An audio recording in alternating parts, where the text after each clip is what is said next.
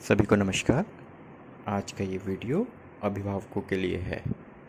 जब आपके बच्चे को 10 तक गिनती आ जाए उसके बाद आपको क्या करना चाहिए। कुछ लोगों का कहना होगा कि हमें 11, 12, 13 आगे की गिनती सिखानी चाहिए, लेकिन नहीं, इससे पहले हमें कुछ और करना है। हमें 10 से 1 तक प्रत्येक अंक का परिचय करवाना है। और ये परिचय किस प्रकार से करवाना है देखते हैं। बच्चे के सामने 2 बिंदियां रखिए और उसे गिनने के लिए कहिए। जब तक वह यह ना समझ जाए कि 1 और 1 मिलने से 2 बनता है, तब तक आप 3 को समझाने की कोशिश मत कीजिए। आप 3 बिंदियों से शुरुआत कर सकते हैं। बच्चे के सामने 3 बिंदियां रखिए और उसको गिनने के लिए कहिए।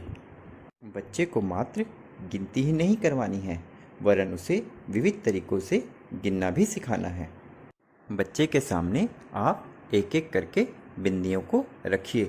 कहिए कि मैंने 1 बिंदी रख दी, फिर से 1 बिंदी रख दी और फिर से 1 बिंदी रख दी। क्या इस प्रकार से समझेगा कि 3 बार 1 रखने पर 3 बनता है। बच्चे को ये बात समझ में आनी चाहिए कि 3 कुछ और नहीं बल्कि 1 को 3 बार जोड़ के प्राप्त की जाने वाली ही संख्या है। हमें मात्र यहीं नहीं रुकना है, बल्कि बच्चे को ये भी समझाना है कि 3 1 और 2 को जोड़कर भी प्राप्त होता है। इसी प्रकार 3 2 और 1 को जोड़कर भी मिलता है। इसी प्रकार से आप एक कटोरी में 10 छोटी छोटी चीज़ें रख दीजिए और बच्चे के सामने 2 थालियां रख दीजिए और उन 10 चीज़ों में से एक चीज़ एक थाली में रखिए और शेष चीज़ें दूसरी थाली में पलट दीजिए। अब बच्चे को दोनों थालियों की चीज़ें अलग अलग गिनने के लिए कहिए, तो उसको यह समझ में आएगा कि 10 चीज़ें 1 और 9 मिलकर बनी हैं। इसी प्रकार आप 10 चीज़ों में से 2 चीज़ें एक थाली में रख दीजिए और शेष चीज़ें दूसरी थाली में पलट दीजिए। अब बच्चे को यह समझ में आएगा कि 10 जो है 2 और 8 भी मिलकर बनाते हैं।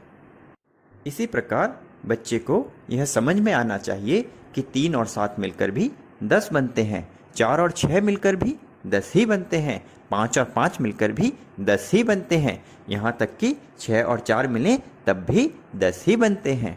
शुरुआत में आपको यह तरीका बहुत ही जटिल लग सकता है, लेकिन यदि बच्चों का संख्याओं से सही प्रकार से परिचय हो जाता है तो वह भविष्य में बड़ी ही आसानी से विविध प्रकार के प्रश्नों को हल कर लेता है। उसकी समझ विकसित होती है, वह रटने से अधिक समझने पर बल देता है। इस प्रकार से आप बच्चे को कॉपी कैट ना बनाकर क्रिएटर बना रहे हैं।